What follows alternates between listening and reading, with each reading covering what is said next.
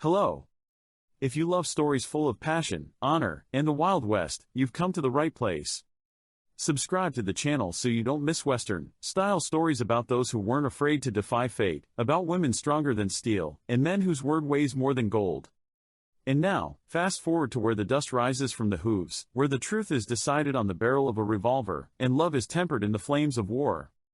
At the very edge of the border between the lands of the white people and the Navajo territory, among the sands, as if forever frozen in time, stood a town with a dusty name, Hoganville. Here, the laws had their own taste, the taste of silver, fear, and rotten justice. In this godforsaken place, a tragedy was born that no one wanted to talk about out loud. Evelyn Blake lived in the shadow of someone else's name. A young widow, quiet and reserved, like a fragile flower among cacti, was in mourning for her husband, who was killed under cover of night.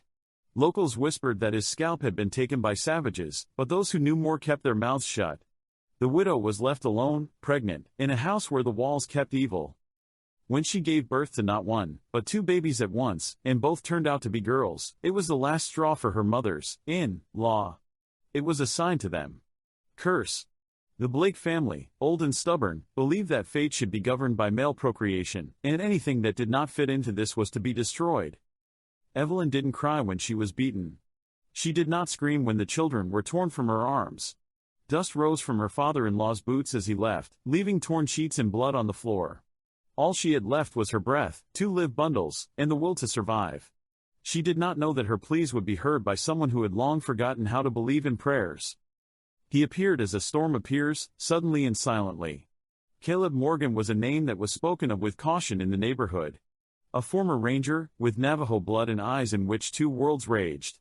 He knew what it was like to be banished and cursed, and he knew what it was like to have no home among either whites or his own people. But on this day, he witnessed an injustice that burned in his chest stronger than past grievances. He saw her, emaciated, bloodied, with eyes full of determination and fear. There are 2 babies nearby, alive but silent. Everything inside him flared up. He didn't hesitate. He took a step, then another. His shadow fell on the threshold like a mark of change. This is how the path begins, where every step is like a bullet in a drum. Caleb Morgan did not yet know that by saving this woman, he would save himself. And Evelyn, that this stranger would be her only shield in a world where justice has long been sold. The dust rose in a heavy gray cloud behind the speeding carriage. Caleb, holding the reins tightly, desperately urged the horses, feeling every muscle in his body screaming with tension. Behind her, Evelyn's frail figure hugged the babies, whose soft sobs were shattered by the hum of the engine and the clatter of hooves. The in-laws didn't want to let them go without a fight. Mercenaries, like predators, burst out of the shadows of the streets of a small town, led by a bribed sheriff, whose brutality has long become a legend. Caleb knew there was no turning back. The Navajo lands are his only hope. There, among the red rocks and vast expanses, he could find the protection he had long lost in this cruel world. But the path was dangerous, enemy bullets rustled in the air, piercing the branches of the bushes, and the sheriff and the mercenaries inexorably shortened the distance. The wind carried the smell of burning pine needles and dry earth. Evelyn clenched her teeth and stared ahead at the unceasing canyon. A new determination burned inside her. Weak as it seemed at first, the woman revealed her strength in the struggle for her daughters' lives and freedom. One night, when one of the babies screamed in terror, she almost stumbled upon a venomous snake. In the turmoil of fighting danger, it was she who, with horror and love at the same time, saved the children, putting aside the fear that tormented her days and nights. At one point, Caleb, fleeing from bullets, was wounded in the shoulder. His face was contorted with pain, but he did not give up. Evelyn, despite her fear, quickly bandaged the wound, applying the knowledge she had gained in the tribe and the tenderness that filled her soul. A tacit understanding was emerging between them, one that does not require words, because a real bond is created by trials. Every joint action, every exchange of glances filled their relationship with a special power. Caleb could feel Evelyn's soul growing stronger, and she could feel his faith in goodness continuing. Night had gathered around them, and ahead loomed the familiar hills and the first guardians of Navajo land. Here, the escape was supposed to turn into a new beginning, the beginning of a struggle in which fate would decide who was destined to survive and who was destined to die. Dust and stones soared under the hooves, leaving a barely noticeable trail in the sun-scorched earth. Caleb did not close his eyes, listening to the rustle of the night and how Evelyn cried softly, lulling the twins. Her fingers gently stroked the girls' heads, as if giving all her strength and hope through this small gesture. The track became more and more winding, going into canyons where even the moon was afraid to shine too brightly. Every turn could be a trap, every noise a harbinger of danger. The enemy was inexorably approaching, and Caleb could feel the breath of the chase on his neck, which was getting hotter. In the silence of the night, an alarming whistle cut through, a bullet that barely missed the wagon by a hair's breadth. Caleb's heart squeezed, but he didn't loosen his grip. He knew that ahead lay the lands of his ancestors, places where the power of the spirit and connection with nature could become their shield. For the first time in a long time, Evelyn felt like she wasn't alone. Caleb was there, not just a defender, but someone who saw her not as a victim, but as a fighter. And that knowledge gave her strength she hadn't known she had before that night. The air became cooler in the mountains, and the smells of pines and pine needles reminded Caleb of his childhood, how his grandfather taught him to listen to the wind and read the signs of the earth. These memories became his anchor when fatigue and pain tried to take over. In one of the rare breaks under the stars, Evelyn watched as Caleb carefully bandaged his injured shoulder. She realized that now they were connected not only by circumstances, but also by a common struggle that was destined to become their fate. So, overcoming fear and pain, amidst the vast expanses and the whisper of spirits, the fugitives raced to the earth, where they could be accepted as their own. Navajo land. Under the cover of night, the road led Caleb, Evelyn and her daughters deeper into the Navajo lands. The wind, cold and sharp, as if warning of the coming trials, whistled through the canyons and crevices in the rocks. The darkness enveloped the desert, hiding the fugitives from the eyes of their pursuers, but not from the very thoughts that haunted them. Every rustle behind the bush made my heart beat faster, reminding me that the shadow of danger had not receded. Writhing in pain, Caleb gripped the reins, trying to keep the horses on the narrow path. His wound burned like fire, but the fear of losing Evelyn and the children was stronger than the pain. He knew that every step back was a step towards death, and ahead lay only the harsh truth of his ancestral land. Evelyn, though exhausted, was no longer the frightened woman who had met Caleb. Deep inside, she was revealing a power she hadn't previously suspected. When the snake's venom swirled in the pitch darkness, she did not hesitate to raise a light dagger and ward off the threat, gently hugging the babies to herself. In that moment, her eyes burned with determination, the determination to survive and protect. The nights on the way were cold and filled with danger. Sometimes the lights of the pursuers' campfires flashed in the distance, creating shadows and fears. But it was during these trials that the unspoken bond between Caleb and Evelyn was born, glances full of understanding, light touches of hands promising support. The Navajo Nation was getting closer by the hour. It was as if the spirits of their ancestors were pushing them, reminding them of their roots and duty. Caleb talked about his childhood among red rocks and clear rivers, where the soul found peace and the body found strength. At times, the silence was interrupted by the sounds of gunfire, the whistling of bullets cutting through the night air, and explosions on nearby slopes. The pursuit did not weaken, and the fugitives knew that the world in which they were trying to hide would not be merciful. But there was hope, in a land where the winds speak the language of the ancestors, and the sky seems closer than ever. There, in the heart of the desert, a new life awaited them, a new struggle, and perhaps a new home. The border of the reservation was crossed slowly, as if respecting the sacredness of the land and its ancient power.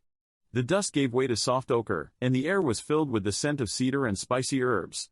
Here, in the heart of the Navajo Nation, Caleb was returning to the roots, to those roots that had once been rejected and now became the last hope. The tribe greeted the fugitives with alertness and quiet anxiety. Elder Tonine, the ancient wind, stood at the entrance to the village, his eyes deep and wise, studying everyone who came. For him, Caleb remained both a son and an outsider, whose return brings change, and perhaps a storm. Saya, Caleb's priestess and former fiancée, watched from afar, hiding her inner struggle. There is a mixture of bitterness and warmth, regret and hope in her heart. Meeting Evelyn was a challenge not only for her, but for the entire tribe. A white woman carrying with her the mystery and pain of a foreign land caused many doubts and fears. Evelyn felt the stares, heavy and wary. Her skin seemed alien under the sun, and the language of tradition was an incomprehensible maze. But she went ahead with an open heart, accepting the rites of purification and participating in rituals. Nights spent around campfires with children and tribal women were slowly breaking down the barriers. She treated the sick, helped with the children, and learned to understand the language of earth and wind. In every movement, in every smile, she won respect. The tribe began to see her not as an outsider, but as a person who was ready to fight and live next to her. Caleb told Evelyn about his childhood, about the mountains where children played, about the river pools where birds sang, about the songs that sounded in the dark.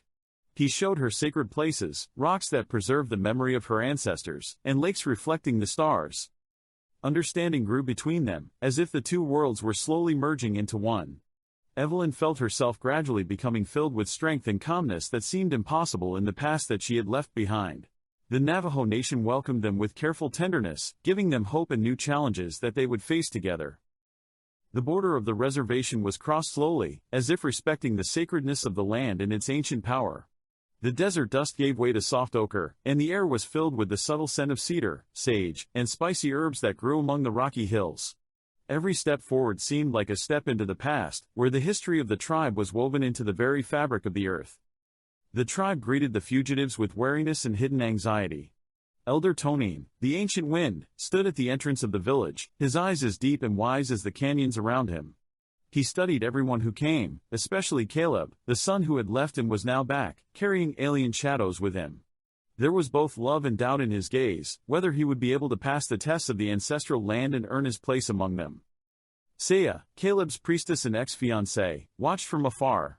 Feelings were fighting in her soul, bitterness from past insults, pain from lost hopes and a quiet hope for redemption. She understood that this white woman was not just a guest, but part of the fate of Caleb and the tribe. Evelyn was a mystery to her, a challenge to many. Wary glances and whispers accompanied Evelyn's every step. The tribe saw an alien sun in her skin, an unfamiliar music in her words. But it was through the purification rituals, in which she participated with awe and respect, that the walls of distrust began to crumble. The nights spent around the campfire with the women of the tribe, filled with stories and songs, made the hearts beat in one rhythm. Evelyn took care of the sick and children, learned to heal with herbs and read the signs of nature. A spark of trust was awakened in every gesture of her hands, in every smile. The tribe began to see her not as an outsider, but as a person ready to fight and live alongside them.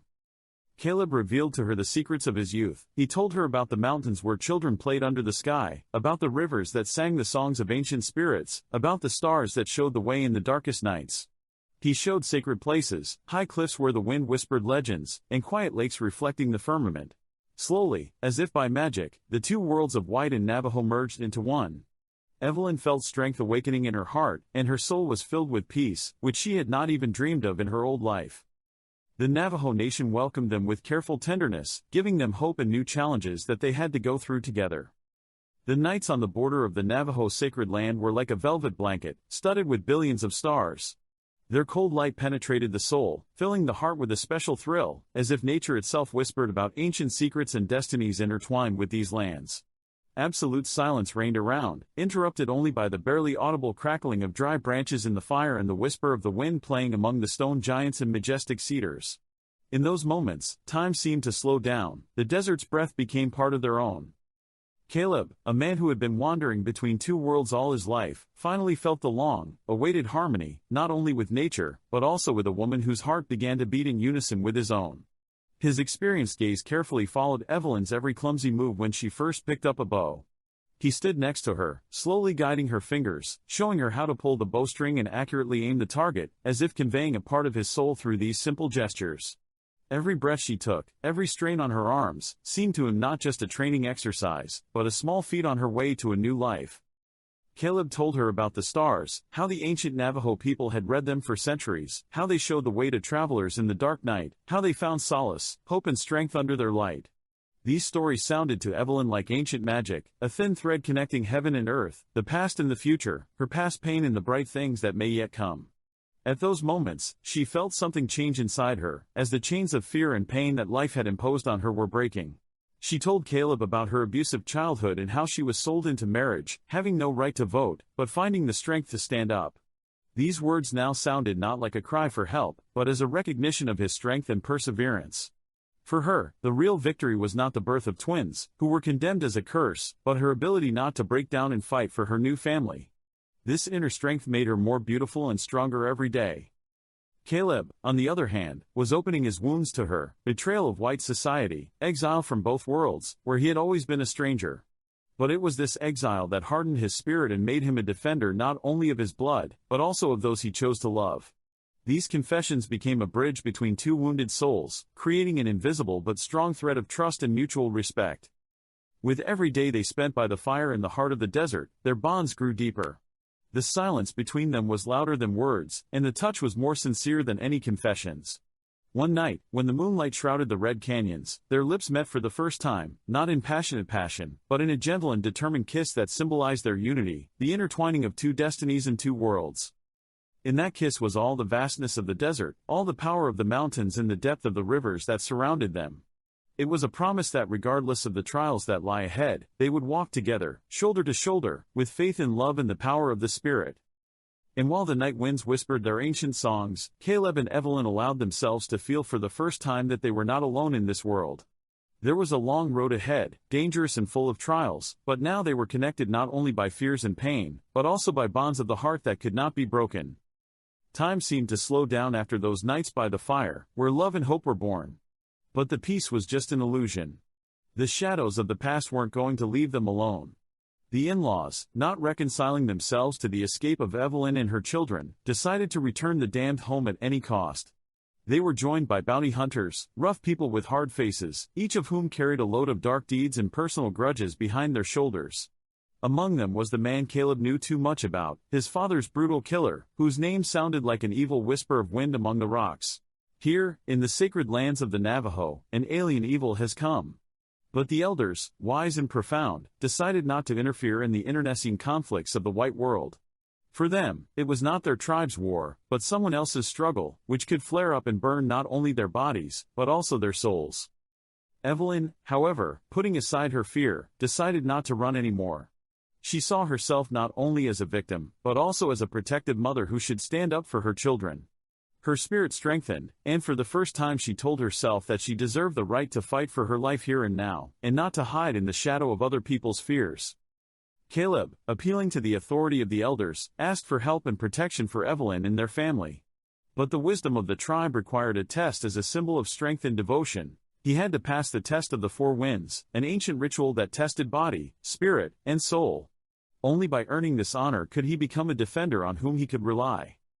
The ordeal promised to be harsh: loneliness in the middle of the desert, meeting with the spirits of his ancestors and his own fears, fighting the inner demons that had held him down since childhood. But for Caleb, it was the only way, not just for himself, but for Evelyn and the kids, for the future they could build together. As he prepared for the test, tension grew in the camp among the tribe. Everyone understood that the time for change was near, and ahead was either a new life or a final break with the past. Evelyn, who felt the support of the community, gathered the strength to stand shoulder to shoulder with Caleb in this coming storm.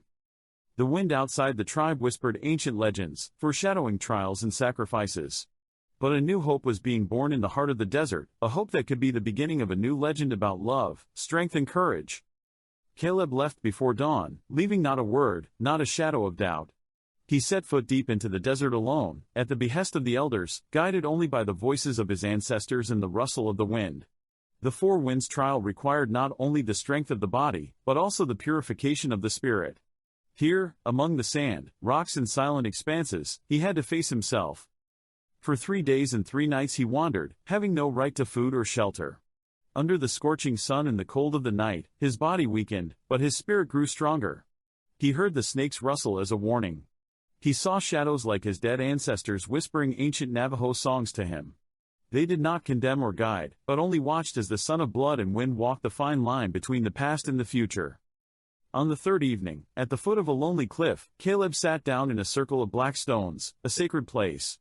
There he saw images floating in the flames of the campfire, the face of a father whose death still festered in his heart, a mother whose gaze was full of pain and forgiveness, a white woman with 2 babies in her arms, whose fragility was stronger than steel. He saw his fears, the fear of being nobody, the fear of losing again, the fear of not coping. And he had to let it all go, like ashes in the wind. When he returned, his eyes were different. They reflected not only the stars of the desert, but also wisdom that neither weapons nor blood could buy. The elders silently accepted him. He became a defender. Not just a man with a gun, but someone who is responsible for the land, for a woman, for the truth. While Caleb was walking the ancestral path, Evelyn did not sit idly by at the camp. She understood that Caleb's ordeal was only one part of the battle. The second, equally important, is preparation. The threat did not disappear, it only subsided before the storm. Their in-laws won't leave them alone, which means you need to be prepared to meet them with dignity. She was gathering women. Some were widows, others were mothers whose sons had left and never returned. Many doubted, but Evelyn spoke to them calmly, with a firmness that was born not from loud words, but from inner conviction. She taught them to hold a rifle, stand shoulder to shoulder, and defend their home. They collected branches, reinforced fences, sewed bandages, collected water. Every morning began with simple workouts, and every evening with stories around the campfire, where women shared their fears and hopes. In this brotherhood of pain and labor, a new force was born, not wild anger, but conscious determination. The children were playing among the tents, unaware that clouds were gathering over their heads. But there was no terror in Evelyn's eyes anymore, only fire. She has learned not to be a victim. She became a lioness mother, ready to stand between danger and her daughters. And one evening, when the crimson light of the setting sun fell over the camp, Caleb came out of the shadow of the rocks. He didn't say a word, but his gaze found Evelyn's. She knew he was ready. And so did she. The earth held its breath. The great storm was coming. But now they will meet her not in fear, but fully armed. At dawn, the air was alarmingly still. Even the birds were silent. The Red Canyon, ancient and silent, was preparing to become an arena where the past and the present would collide at a crucial moment. Evelyn was standing by a high ledge, holding a rifle. The wind ruffled her hair, which smelled of ash and sage. Behind them is a camp, fortified and ready. The women she taught were no longer hiding in the shadows. They were warriors now. Too much has already been taken away to run again. Caleb stood in the center of the protective circle. His face was decorated with ochre lines drawn by Elder Tonine as a sign of acceptance. There was a bow in his hand, taut as a string, and in his heart was the knowledge that he was no longer an outcast. He was the son of the tribe and the protector of his new family. They came as expected. Dust rose above the horizon, as if the earth itself wanted to warn. Hundreds of hooves and wheels cut through the morning silence. In front is the sheriff, corrupt and fat, with a cold grin. Behind him are armed mercenaries. Among them, Caleb immediately recognized him as the murderer of his father, Jude College. He was sitting in the saddle, lazily holding a Winchester, confident of victory. The elders of the tribe initially decided not to interfere. It was someone else's war for them. But the Navajo land remembered everything, the blood shed by the innocent, the ashes of the exiled, the tears of mothers. And when the first shot broke the silence, the Navajo arrow soared into the sky. The young warriors, contrary to the decision of the elders, joined the battle. This was their land. Their honor. The battle unfolded swiftly and mercilessly. Bullets sliced through the air, arrows found targets. The sand turned purple under the hooves, screams and moans merged into a rumble. Evelyn, without flinching, covered the women and the elderly. Her shots were as accurate as the decisions she made when she refused to run. Caleb fought in the thick of the fray, as if the spirits of his ancestors were guiding his hand. He wasn't looking for fame, he was looking for Jude. I found it at the very edge of the canyon. Their eyes met, and everything disappeared, the noise, the blood, the time. Just them, two men, each with a past behind them. A battle broke out, brutal, bestial, without honor. And when the rifle fell, Caleb grabbed the knife. The final blow was not revenge, but liberation. Jude fell, finally becoming the dust of the land he had once desecrated. But the price of the battle was heavy. Saya, Shining Water, Caleb's priestess and former fiancée, rushed into battle when he was surrounded. Her singing sounded like a prayer through the chaos. She shielded Caleb from the bullet, and fell like a bird with a broken wing. There was no reproach in her eyes, only light. When she died, she looked up at the sky, as if she were returning to the water and light from which she was created. When the dust settled and the last shots died down, the Red Canyon became silent again. The sun rose over the bodies of the fallen, warm and unbiased as always. Dead enemies were not buried. The sand will accept them. And they mourned their own. Every name uttered by the fire that night was forever inscribed in the memory of the tribe.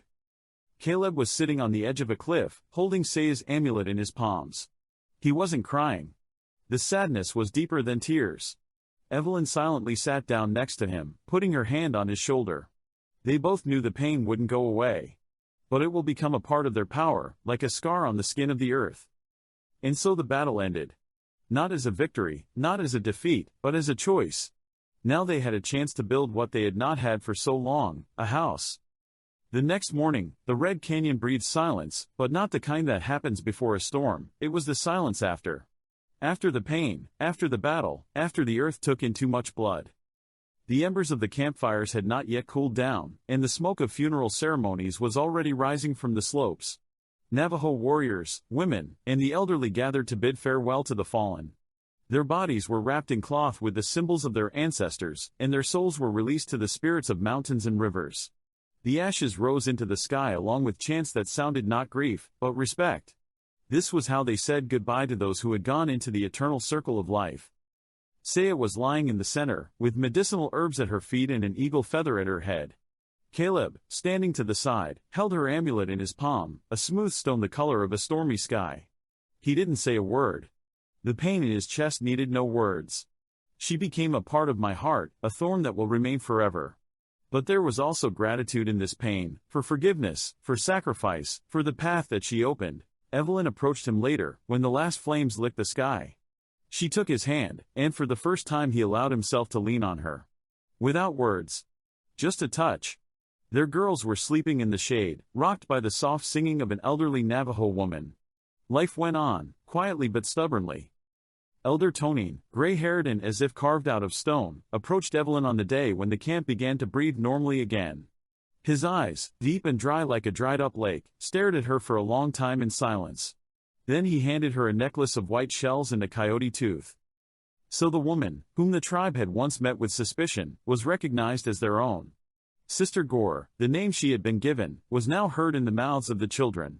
She didn't just survive, she didn't just stay, she became part of the circle, part of the earth, part of the songs.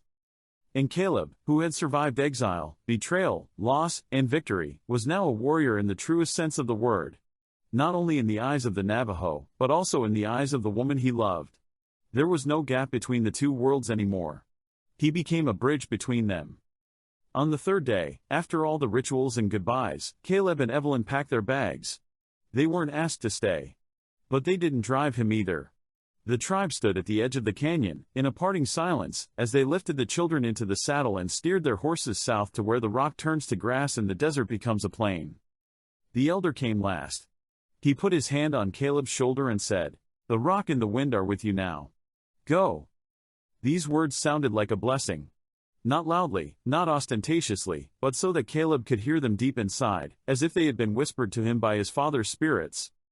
At the edge of the reservation, they looked back. The canyon burned in the morning sun like a huge bonfire lighting the way to a new world. They didn't know what lay ahead, but they knew they weren't going alone. They had each other. There were two daughters with eyes that reflected the Arizona sky and Navajo blood. There was a story they were carrying together now. And there was hope. The one that doesn't die even after a battle. The one that takes root in the heart and grows into something more. They did not say goodbye to the past. They just drove on. Thank you for being with me until the end of this incredible story of love, strength and honor. If she touched your heart, please like and share in the comments what you liked the most. Your feedback inspires us to create new stories filled with the spirit of the Wild West and deep feelings. Don't forget to subscribe to the channel so you don't miss the following stories about those who weren't afraid to challenge fate, about women stronger than steel and men whose word weighs more than gold. There are still many adventures, mysteries and real heroes ahead.